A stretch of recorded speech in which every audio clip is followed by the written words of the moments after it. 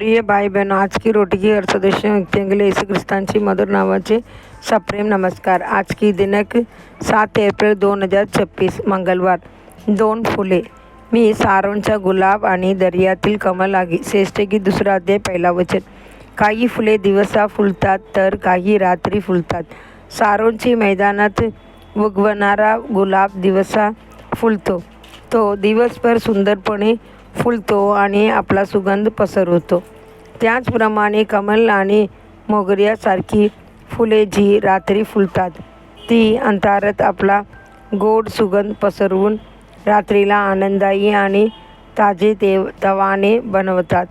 येशू म्हणाला, ज्याने मला पाठवले त्यांची कामे मला दिवस असण्याची गरावीत रात्र येत आहे, जेव्हा कोणीही काम करू शकत नाही। योहान 9 अध्याय वचन 4।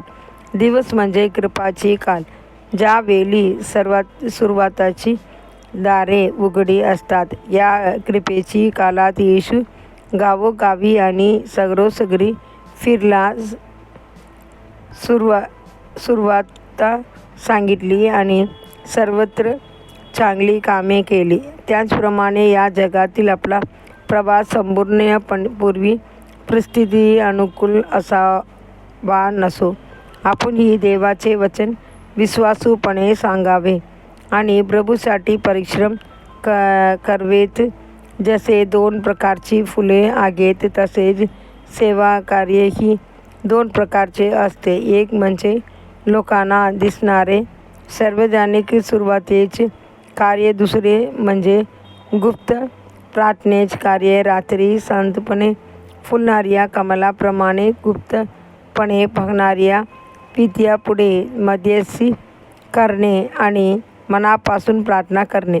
दिवसा फुलणाऱ्या फुलामध्ये गुलाब राजा आहे, रात्री फुलणाऱ्या फुलामध्ये कमल राणी आहे।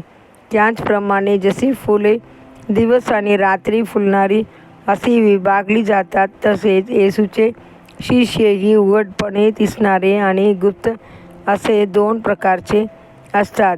येशूकडे 12 शिष्य होते, जे त्यांच्या मागे उघडपणे चालत होते, पण काही गुप्त शिष्यही होता।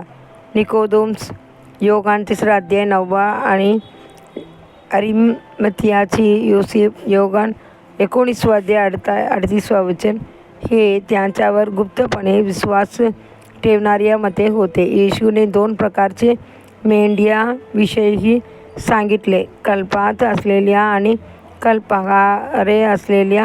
तो म्हणाला, माझ्या इतर मेंढ्याही आहेत, त्या या कळपातील नाहीत, त्यांनाही मला आणावे लागेल आणि मी माझा आवाज ऐकतील आणि एकच कळप व एकच मेंढपाळ असेल।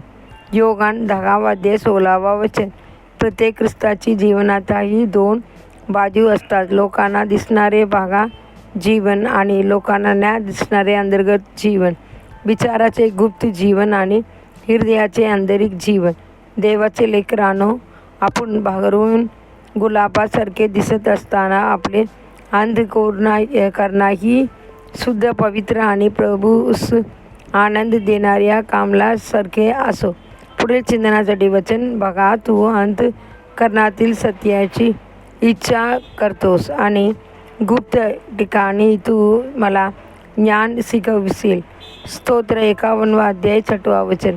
आजच्या बायबल वाचन सकाळी 1 सामुएल 7 अध्याय 8 अध्याय 9 अध्याय, संध्याकाळी लूक 9 अध्याय 18 ते 36 वचन। धन्यवाद।